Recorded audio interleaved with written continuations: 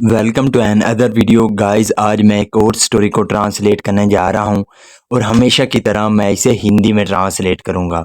इस वीडियो में मैं आपको वर्ड बाय वर्ड मीनिंग के बारे में बताऊंगा और साथ में ग्रामर के पार्ट को भी कवर करूंगा। तो आपसे गुजारिश है कि इस वीडियो को लास्ट तक ज़रूर देखेगा ताकि आप इसको अच्छे तरीके से समझ सकें। तो बिना देरी के इस वीडियो को शुरू करते हैं। वीडियो जो है, ये जो स्टोरी है ये बहुत ही इंटरेस्टिंग स्टोरी है, तो आप इसको आखिर तक ज़रूर देखिएगा। तो वीडियो शुरू करते हैं। वीडियो का जो टाइटल है वो है हुज क्राइम। हुज का मतलब होता है किसका, किसकी।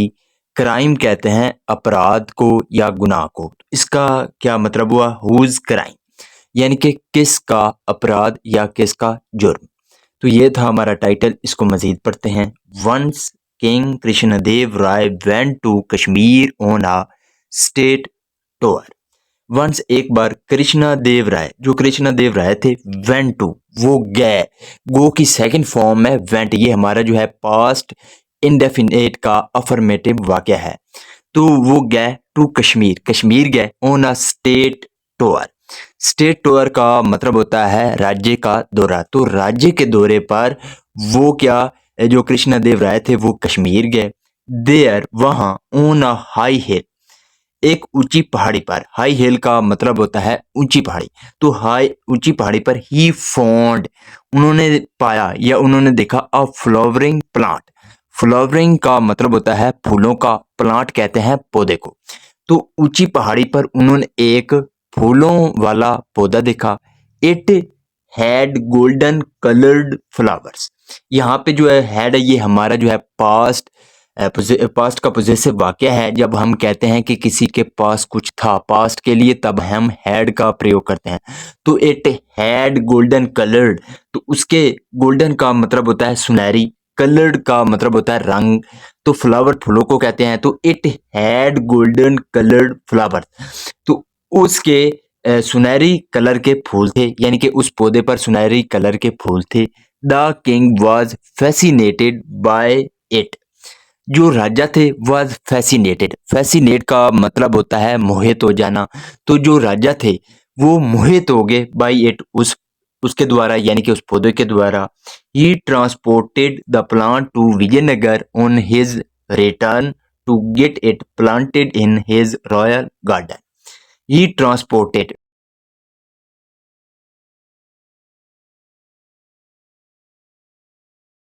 ट्रांसपोर्ट का मतलब होता है किसी चीज को एक जगह से दूसरी जगह ले जाना, उसे ट्रांसपोर्ट कहते हैं। तो यहाँ पे सेकंड फॉर्म है ट्रांसपोर्टेड।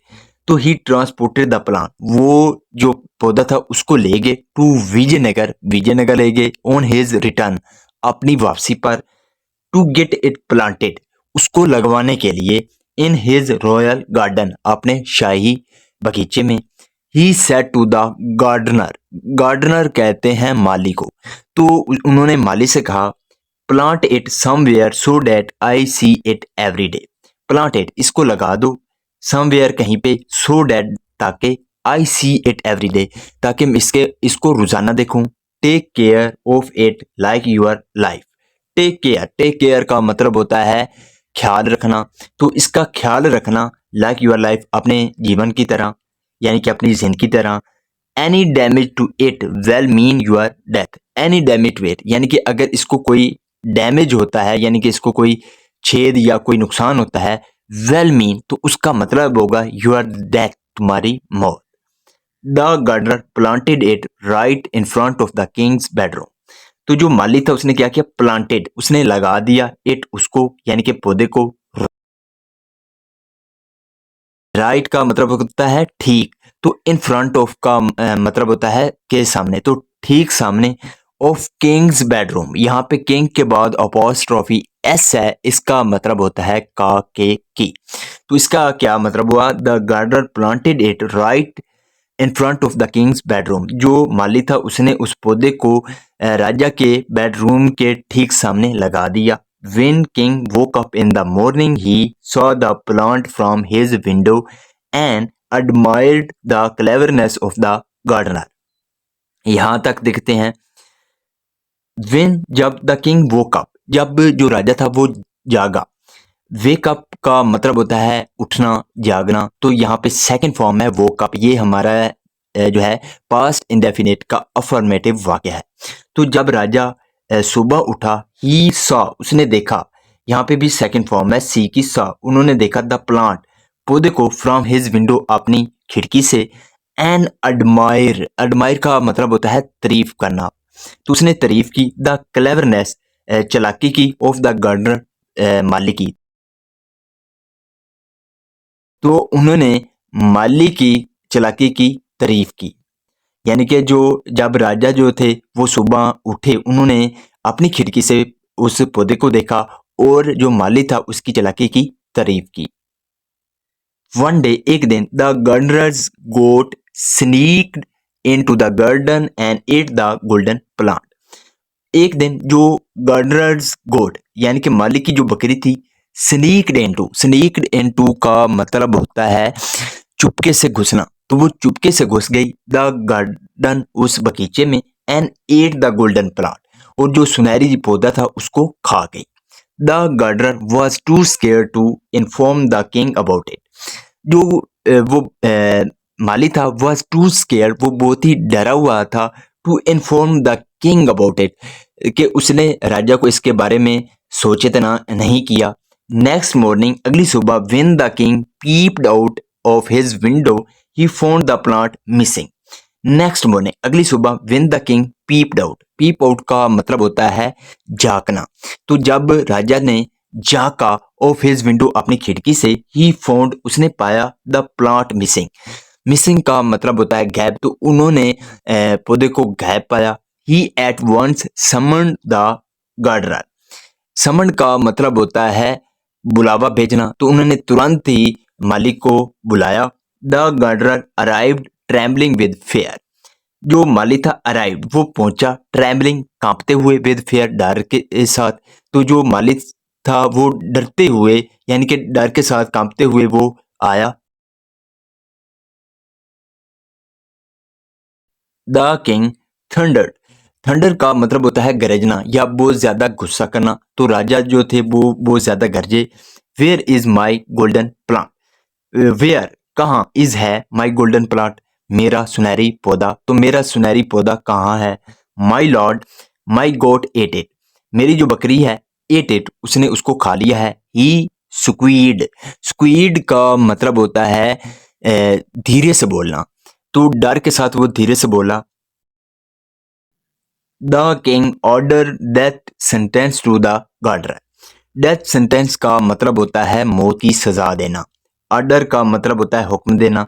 तो जो राजा था उसने सजाए मौत का हुक्म दे दिया टू द गार्डनर, माली को। The news of the death sentence spread like wild fire. जो न्यूज थी यानी कि खबर थी, ऑफ डेथ सेंटेंस, सजाए मौत की जो खबर थी, स्प्रेड, वो फैल गई, लाइक विल्ड फायर, जंगल की आग की तरह फैल गई। यानी कि जो ये मौत की सजा की जो खबर थी वो जंगल की आग की तरह फैल गई। When his wife learned about it, she went running to the king seeking mercy. When जब his wife, जो उसकी पत्नी थी, learned, उसको पता चला, about it, इस बारे में, यानी कि जब उसकी पत्नी को इस बारे में पता चला, she went running to the king, तो वो भागती हुई राजा के पास गई। सीकिंग मर्सी, सीकिंग का मतलब होता है मांगना, मर्सी का मतलब होता है दया। तो दया मांगने के लिए वो दौड़ती हुई राजा के पास गई। But the king was in foul mood. Foul mood का मतलब होता है बुरे मूड में होना। तो जो राजा था वो बुरे मूड में था। The appeals made no impact on him. तो ये जो अपील थी, made no impact on him, उसका राजा पर कोई असर ना हुआ। Someone suggested to her. Suggest का मतलब होता है सुझाव देना। तो किसी ने उसको बताया या सुझाव दिया। गो टू तेनालीराम, तेनालीराम के पास जाओ। Only he can do something to save your husband. Only he, सिर्फ वही, कैन डू समथिंग, वो कुछ कर सकते हैं, to save your husband life, तुम्हारे हस्बैंड को बचाने के लिए वही कुछ कर सकते हैं। Most of the people agree to it. बहुत से लोग इस बात पर सहमत हो गए। एग्रीड का मतलब होता है सहमत होना। सो इसलिए the wife of the gardener went to Tenaliram in tears. तो जो मालिक की जो पत्नी थी वेंट टू तेनालीराम, वो तेनालीराम के पास गई इन टेयर्स, आंसुओं के साथ। She told her her tragedy to him. Tragedy का मतलब होता है दुखी घटना, तो उसने दुखी घटना के बारे में उसको बताया। तेनालीराम कंसोल्ड हर। कंसोल का मतलब होता है दिलासा देना, तो तेनालीराम ने उसको दिलासा दिया। And asked her not to worry, और उसको परेशान ना होने का कहा। He told her what to do. He told her, उसने उसको बताया व्हाट टू डू, कि क्या करना है। नेक्स्ट डे, अगले दिन, people found the wife of the gardener beating her goat mercilessly at the town square. अगले दिन पीपल फाउंड, लोगों ने पाया, the wife of the gardener, जो माली की पत्नी थी उसको पाया, बीटिंग हर गोट, अपनी जो बकरी थी उसको मारते हुए, मर्सीलेसली। मर्सीलेसली का मतलब होता है बेरहमी से, तो बेरहमी से at town square. Town square का मतलब होता है शहर के चौराहे पर। तो अगले दिन लोगों ने शहर के चौराहे पर जो माली की पत्नी थी उसको, बकरी को जो है बेरहमी से मारते हुए पाया या देखा।